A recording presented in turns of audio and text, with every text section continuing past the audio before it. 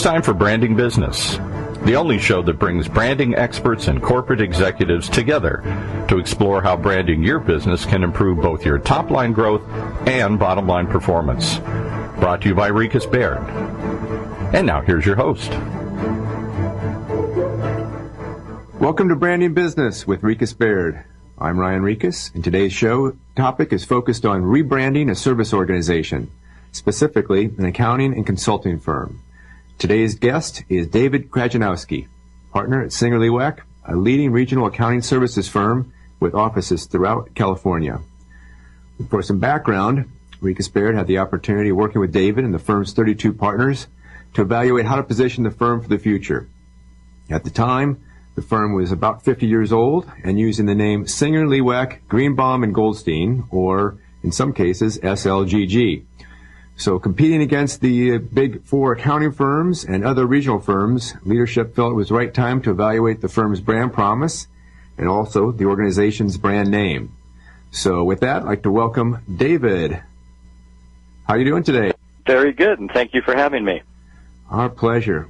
Other service firms might benefit from your point of view of the process and the challenges you went through as the firm evolved. So maybe you can add a little background to that intro that I gave, thoughts on why it was time to reconsider the firm's brand. Yes, actually, we were coming off of some very, very good years in 2007. It was probably the banner years for service firms. And in anticipation of our 50th anniversary of our firm in 2009, we thought it was a good time to take a really good look at our firm and see what was working, what wasn't working, and where we wanted to go so that we could go ahead and map out a very big anniversary celebration. And thinking a couple years ahead would give us enough chance to come up with any solutions and really back it up with the rollout. Also, we were having some name confusion, as you had mentioned, because we were known as SingerLewak, Greenbaum, and Goldstein, or SLGG, or SingerLewak. And we were anticipating two of the name partners retiring in the next 2 years. And if we were going to do anything with our branding or our name, we wanted to do it ahead of them retiring because we thought that would look sort of bad to all of a sudden have two partners retire and then you clip off their name if indeed that's the way we were going to go. Probably lastly, the last reason we really wanted to do it was to create a vision for the firm going forward. Because what better way than to celebrate 50 years and be able to go out to your clientele and your employees with a new vision of where the firm was going from here. Great. Perfect summary. You're right. Organizations typically find some event in their life cycle that it makes sense to really reconsider their brand, and you had a number of them going on. Well, as we work with a variety of clients and helping them define their value proposition, we find that it's always a challenge to work with a service firm because of the reality involved in that, and specifically as it relates to accounting, in the sense that by law, you all have to do the same thing. You all follow GAAP. So when define your brand promise, it's really not what you do, but how you do it. Maybe you can talk a little bit about the process we went through in order to get you there to really evaluate your brand promise and ultimately how we describe that. What's really key when you're looking at any type of a service business is when people see your name and see the initials after it, in our case, CPA or Certified Public Accounting Firms, they naturally assume that you are 100% qualified. So the first thing that people like us tend to do is to point out how good our quality is and all the things that people have already accepted and don't want to hear anything about. Because in their minds, you already have hit that minimum level of professionalism just by the fact that you have the initials underneath or alongside of your name. So I think what was really interesting in our process is that we then went out to our clientele. Also, I believe we went out to prospects and we went out to all of our referral sources, and we asked them to tell us their perceptions of who we were and perhaps more importantly, what was really important to them. It's a critical component. Based on that, then, we were able to come up and more or less come up with, if we could understand that, then we could really generate a message or a promise, I guess, because what is a brand? It's really a promise of what you're going to be or what you should be. then we could go ahead and come up with all the collateral messages and so on to come up with that consistent message and perhaps put together something that's really cohesive in a package. And I think that's what the process really did for us. It enabled us to go out there, listen to what people defined us as, hopefully the perception matched our perception of who we were, and then be able to roll it out. And that, in essence, is what created our tagline that we use, the skills you need and the service you expect. Can you talk a little bit more about how you use that tagline to compete against the Big Four and other regionals? Yeah, when we came up with that, we considered ourselves, because we consider ourselves a mid-tier firm on a regional basis with really a national pull, because we service clients all across the United States as well into several neighboring countries. And when we looked at ourselves and we said, okay, where are we in our minds an improvement over a smaller firm? And one of the things that we can offer above and beyond a smaller firm is a breadth of services that by definition, the larger you are, the more you can offer on a menu basis. In other words, the clients don't all have to use it, but they know that it's there. What people normally go to a smaller firm for, or really like about a smaller firm, is the fact that they're dealing with the people in charge. It's a very, very close personal relationship. When we compete against the larger firms, then when you're looking at the skill set, they can match us when it comes to the skill set, and in some cases they can even offer more, because they can afford to have one partner servicing the whole nation on one particular aspect, which doesn't make it cost effective. But we can, for the most part, offer that breadth of service, and where we feel that we're able to be one up, so to speak, on our national competition is the fact that we can give them the service side that many times they can't get from the larger firms, because you are not working with the A team. At a larger firm, the A team is with the A clients, which usually are the larger companies inside their portfolio, so a middle market company sometimes gets left out of that mix.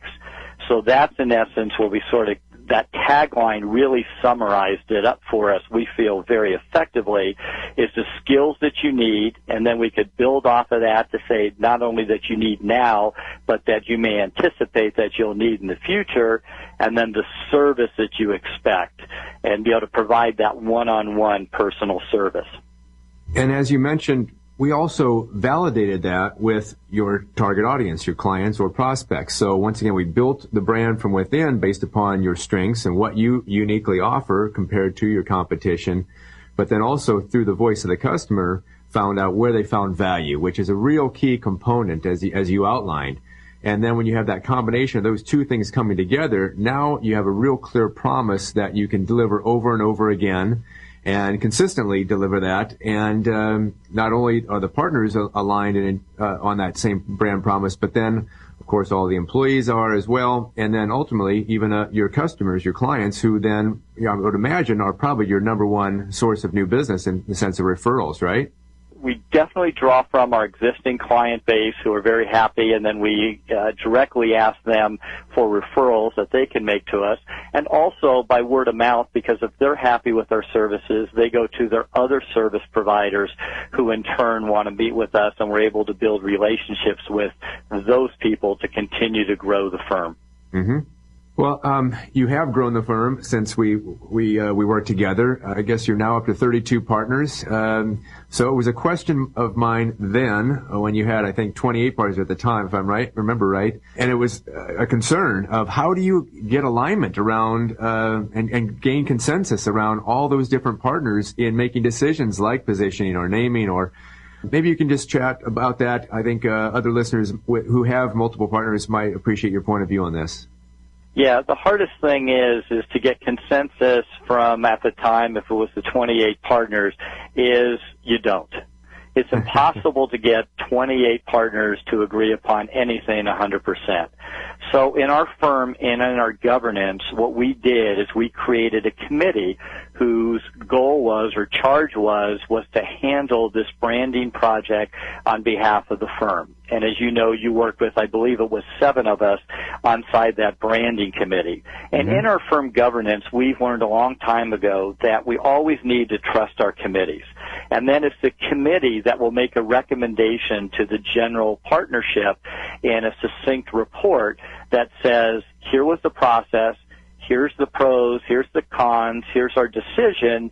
And at that stage, usually it should be a rubber stamp by the rest of the partnership as to which way we're going to go or the decision that we're making. And then based on that, our plan is then to go to the partners and be able to make it personable to them. And the way that we do that is be able to take the branding that we had come up with, both the name change that we've talked about, the logo, and then working out that if this is going to be, for instance, our tagline, how do we back it up? Because it's one thing to come up with words, initials, colors, logos, and it's something else to build the back end of it or the portfolio, because what the partners want to know at the end of the day is what's in it for me. How is this going to help me? How is that tagline going to help me? How can you demonstrate to me how to put it in place by collateral material or other items so that it can help me be a better partner to my existing clients and then be able to go out and find new clients and be able to grow my book? Mm-hmm. Well, it's really helpful to hear you explain that. So first it's form the committee, then trust the committee, and then trust the process, and then trust the results, but everybody then has to live it as well. So you need the systems in place in order to ensure consistency and adoption and buy-in, right? Exactly. Because at the end of the day, you've got to be able to sell, as we all know in selling, you don't sell the features, you got to sell the benefits, and I think that's what our process did. The feature was, okay, we have a new brand. The question that we had to then, with your help, and be able to work with our rest of our partners is what's the benefit to me, and show them how to use these tools and what we were going to do and the benefits it would do to them as opposed to just the features. Let's chat just a little bit about naming. We've alluded to it a couple times here, but there's certainly a trend in professional service firms over the last few years for organizations to change their maybe their legal name to utilizing more of a brand name in how they communicate themselves. So, for example, in law, you have probably the most prominent firm in America, Skadden, Arps, Slate, Meagher, and Flom, which is now rebranded as Skadden, and very effectively. Accounting, you have Deloitte & Touche, which is now just Deloitte. Price Waterhouse, Coopers, and Lybrand, clearly they went through a process. First it became Price Waterhouse, and now it's PwC. Or in advertising, it's Ogilvy and Mather, it's just now Ogilvy. So obviously a trend has occurred in which organizations have just shortened their name down to really what is often the terms used on the street or by their clients or their customers. So you're almost taking the market and utilizing it as de facto of how to evaluate a proper name going forward. And we did the same thing with your organization as we asked your customers, your clients, others, your referral partners, etc., to talk about SingerLewak, Greenbaum, and Goldstein. The clear answer came back, well, it's not SLGG, it's not that long name, we just use SingerLewak. And so that clearly became the very easy recommendation back to you. But maybe you can speak a little bit about process and how that was perceived internally and how you got it accepted. Well, it was actually perceived very well because at the end of the day, when we're asking our clients and our prospects, what do you know us by, and our referral sources, and when they say SingerLewak, and if I remember correctly, it was a vast percentage, like 60 or 70%, and I think after that was SLGG, and believe it or not, SingerLewak, Greenbaum, and Goldstein was the least recognized of our names. So it became very obvious we had to go to SingerLewak, and because that came up, it allowed us to go to our partners who were not retired yet, but that was Greenbaum and Goldstein, and be able to say, look, we need your help in this in order to successfully roll it out. We want to make the name change. We need you to have buy-in on this. We need you in your last years to be able to go out there and tell people that you are okay with it to help us, because we want acceptance. We want everybody on the street to know that this is a good thing. And we really convinced our retiring partners the reason was good is, and we'd actually talked about this for a few years prior, is that too many professional firms, it's an ego play. I want my name on the front door. And so they put it on, a partner retires, and then you drop one of the names and you add on some more, and then you sort of lose that branding, that consistency, that message that you have. And also, the longer the name is, we learned that as we were trying to get credibility in certain markets, like if we were raising money, capital for our clients nationally and going to these big brokerage houses, the more names you have, they're sort of going, who, how long you've been in business. When you make your name shorter, and we found one or two names seems to be the magical formula based on your research and your help, was the fact that two names means now that you're becoming an institution. And I think that was the most important thing that we had to do. I think the reason we didn't go to Singer is because there was just too many singers out there that just, we probably would have shortened it too much. So SingerLewak seemed to be the perfect blend. And I got to really admire my two retiring partners, because when your name's been on the door for a lot of years, it's got to hurt personally at the end of the day to all of a sudden see it taken out. But that's what happened. That's what happened in the best interest of the firm. And I think that's when all of a sudden, and we really saw the benefits, that when we started to go out to those same communities as SingerLewak, 50 years, it's becoming, boy, you guys are an institution. And I think that was the biggest benefit that we had. Great summary. Yeah, hats off to the guys who set their ego aside and looked out for the best of the firm in the long run. Well, now we have a new name ready to go to market, but of course you need to bring forth a new identity with that as well to reinforce that new name. And so we went through the process of evaluating the different ways you could look at a logo, as well as the color scheme, how the competitors look.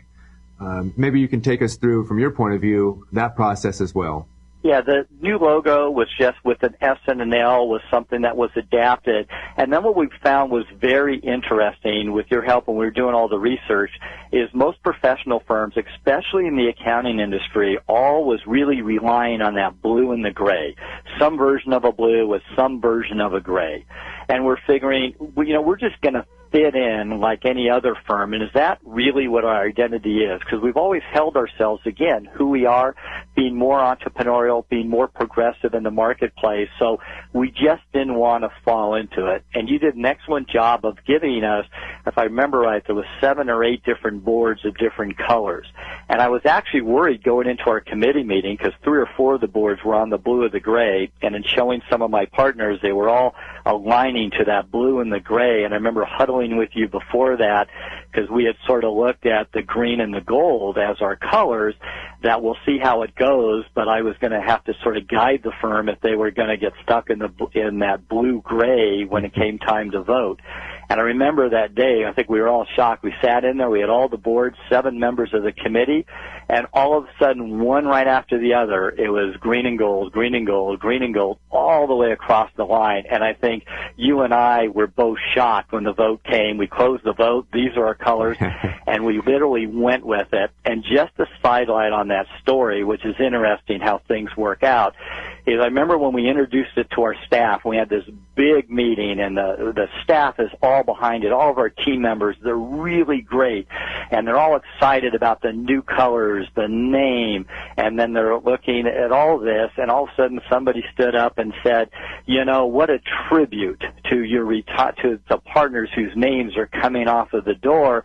And we were thinking about that, and Green Bomb and Goldstein, and as you and I still joke today, Ryan, that never, ever came up in any of our meetings. But it just goes to show you how sometimes something's working around in the background for whatever reason, and maybe that was what made that vote be unanimous that day, 7-0.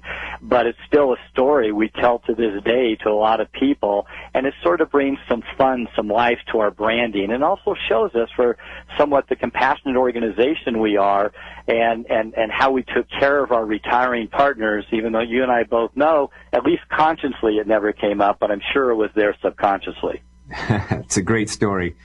We'll chalk it up to serendipity, but you're absolutely right. The easy choice would have been to follow something comfortable, blue and gray, so I was so pleased as well. I remember that day very clearly that you guys, as the leadership group, decided to really step out and try to really differentiate yourself. So, and it sounds like it's been pretty well received internally. Maybe you could talk a little bit about that process of, now that you've got the name, the identity, the positioning, the promise. You got 30-some partners, you got 200 people, you got 6 offices. How do you then communicate the brand promise and how you want people to live that brand promise internally?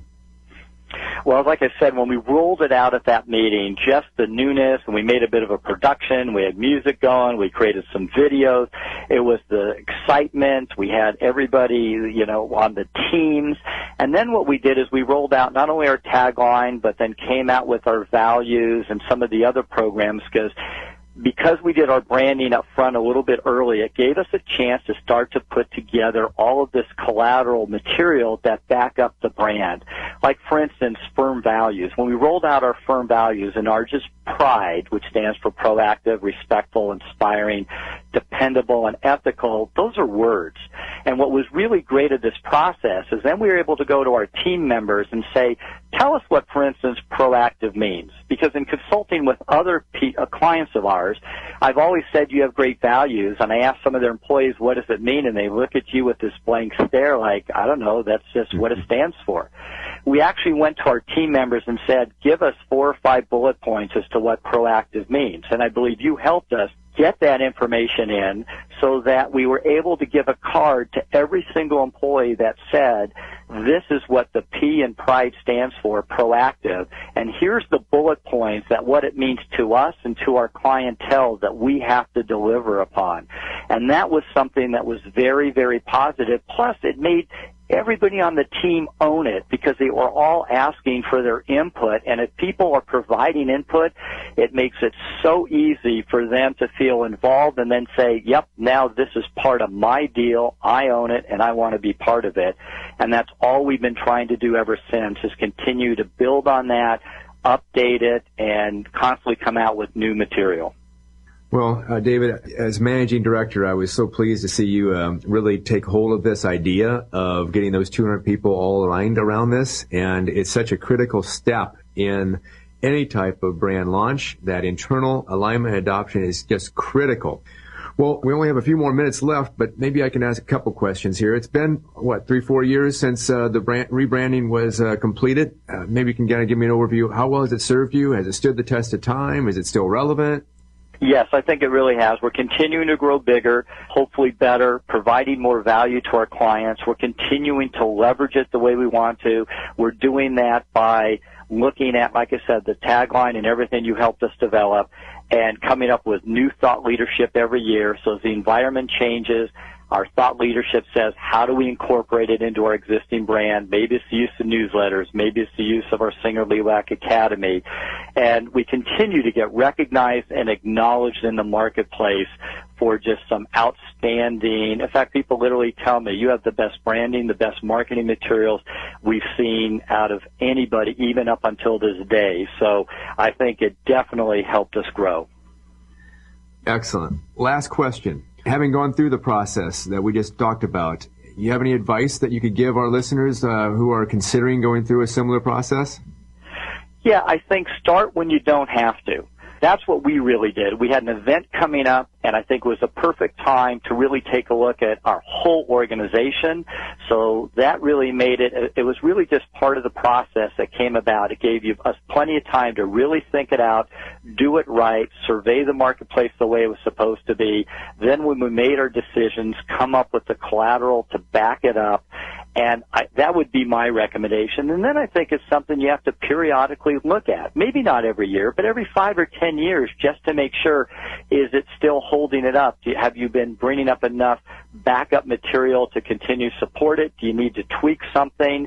Because at the end of the day, to me, we're in a very complex industry, and one thing I like about our branding and what everybody should do is how do we make it so simple to our clients, so that they really understand what each and every one of us in the service industry are, who we are, and what we do. That's the bottom line message.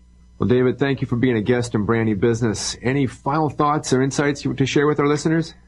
No, I think you've done a great job of asking the questions. I think that's it. And what I tell my clients is don't just be thinking about it. It's something that you have to proactively do. So that would be my thought is if it's time to do it, then get started on it, get it involved. It's not something that's done overnight, but you just got to do it. Perfect. Well, if our listeners have any questions, could they reach you by email? And if so, would you be willing to share your email address? Sure. My email address as D as in David, so just D and my last name, which is KRAJANOWSKI at Singer, SINGER, Lewak, LEWAK, one word, .com. Perfect. Well, thanks again, David. That concludes our show for today. This is Ryan Rieches, and you've been listening to another edition of Branding Business with RiechesBaird. If you'd like to listen to past shows or read our blog series, visit brandingbusiness.com. Please share your comments as we can all benefit from the discussion and varying viewpoints. Thanks for listening.